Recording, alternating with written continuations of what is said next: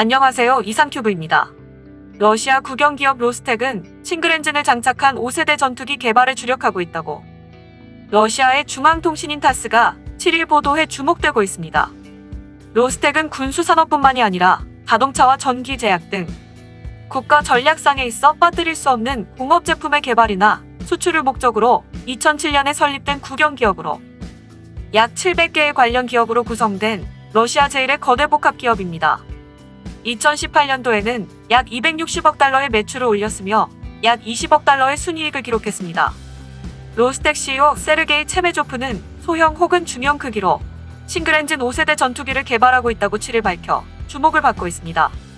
체메조프 CEO는 싱글엔진의 5세대 전투기가 유인기와 무인기로 발전하는 것을 염두에 둔 유니버셜 플랫폼이 될 가능성이 있으며 현재는 이 항공기의 컨셉과 기술적 요건을 정리하고 있다고 밝혔습니다.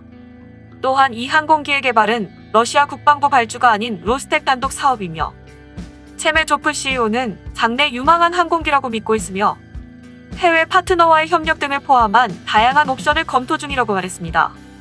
체메조프 CEO는 로스텍 자체 자금으로 싱글엔진의 5세대 전투기를 개발할 경우 로스텍은 정부 규제에 좌우되지 않고 개발한 제5세대 전투기를 해외 시장에 공급할 수 있다면서 해외 파트너와의 공동 개발로 이 비행기를 개발해도 정부 자금이 들어오지 않아 개발 과정에서 확립된 기술을 해외 파트너에게 이전할 수 있다고 주장하고 이 같은 형태의 전투기 개발은 해외 수출 차원에서 매우 참신한 대응이라고 말했습니다.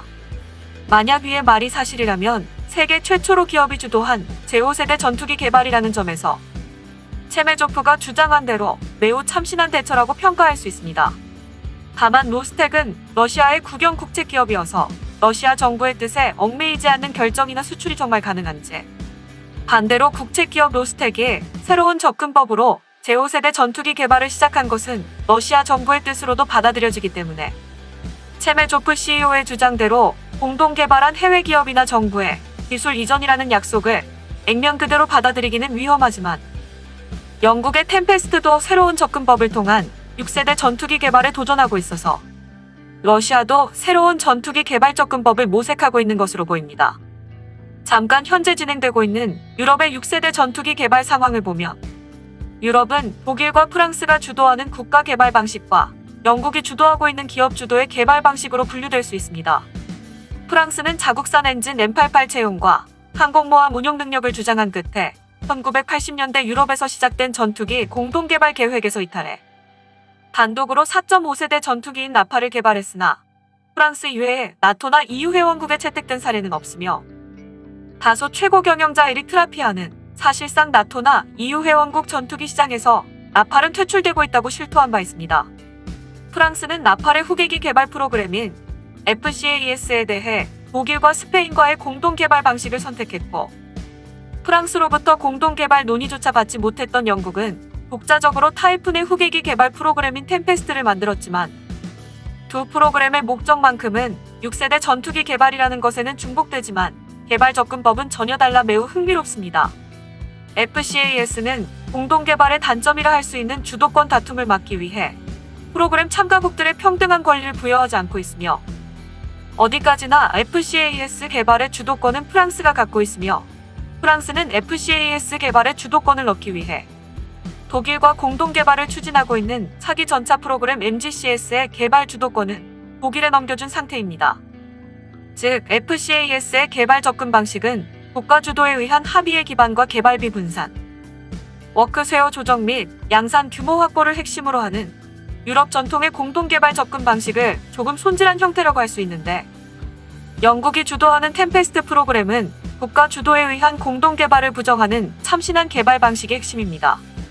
템페스트 프로그램은 기본적으로 영국 국방부와 BAE 시스템스, 롤스로이스, 레오나도도 SPA와 사브, MBDA로 구성된 팀 템페스트가 개발을 주도했으며 여기에 봄바르디아와 GE 에비에이션, 그리고 콜린스 에어로스페이스와 탈레스 같은 기업들도 팀 템페스트에 가세하고 있습니다. 줄여서 말하면 기업의 핵심인 이익을 위해 기업을 뭉쳐서 만든 프로젝트가 영국의 팀페스트 프로그램입니다. 이러한 구성은 국가 주도의 개발 방식에서는 상상할 수 없는 구성입니다. 영국의 템페스트 프로그램이 이러한 개발 접근법을 채택한 것은 개발 기간의 단축과 개발비를 아끼기 위해서입니다. 국가 주도의 공동 개발의 경우 주요 구성 요소의 개발을 담당할 기업의 선정은 기술력보다 개발 참여국 형편에 따라 선정되는 경우가 많아 최적의 솔루션을 도출하지 못할 수도 있습니다. 반면 국가 주도의 공동 개발이 아닌 템페스트 프로그램은 자국 기업이나 유럽의 이익을 먼저 생각하지 않아도 되기 때문에 필요한 기술을 가진 기업을 전 세계적으로 고를 수 있어서 마트에서 좋은 물건을 고르는 것과 같은 개념입니다. 다만 템페스트 프로그램 개발 비용을 부담하는 나라는 영국이어서 투자가 해외 기업으로 빠져나가는 문제가 있습니다. 하지만 사용 가능한 기술을 가진 해외 기업이 개발 국가의 기업이 아니라는 이유만으로 제외되면 이미 해외에 있는 같은 기술을 중복 개발해야 하므로 그 시간과 비용도 만만치 않아 영국처럼 템페스트 프로그램을 만들면 개발 효율이 매우 좋아집니다. 또한 템페스트 프로그램에 참신한 점은 개발 참가국들에게 템페스트 구입을 강요하지 않는다는 점입니다. 템페스트 프로그램에 참가를 결정한 이탈리아와 스웨덴도 국가가 아닌 자국의 방위 산업을 참가시키는 형태를 취하고 있으며 특히 스웨덴은 템페스트 개발을 통해서 얻은 경험이나 기술을 스웨덴의 독자적인 차세대 전투기 개발에 활용한다고 발표하였으며 이탈리아는 F-35를 도입하고 있으므로 현재 6세대 전투기 조달 예정은 없지만 이탈리아가 템페스트 개발에 참여하는 것은 자국 기업의 6세대 전투기의 개발 경험을 쌓게 하는 것이 목적일 것입니다.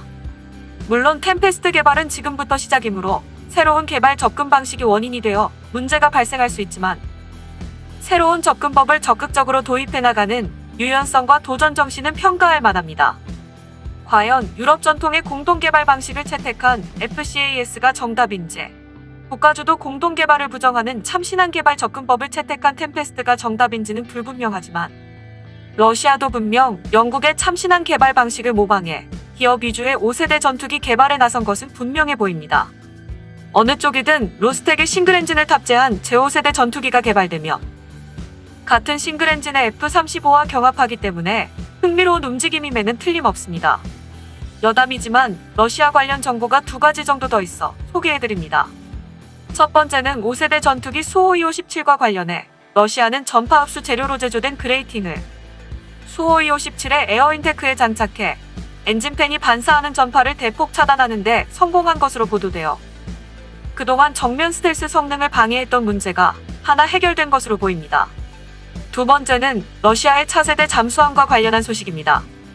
러시아는 차기 잠수함으로 허스키급 핵잠수함 개발을 추진 중인데 허스키급에 해당하는 차세대 잠수함에 대해 루빈 해양공학 중앙설계국이 연구를 시작한 것으로 알려졌으며 차세대 잠수함의 동력은 원자력이 아니라고 밝히고 있습니다. 다음에 기회가 되면 러시아의 차세대 잠수함에 대한 소식도 다뤄보도록 하겠습니다. 이상 마치겠습니다. 시청해주셔서 고맙습니다. 이상큐브였습니다.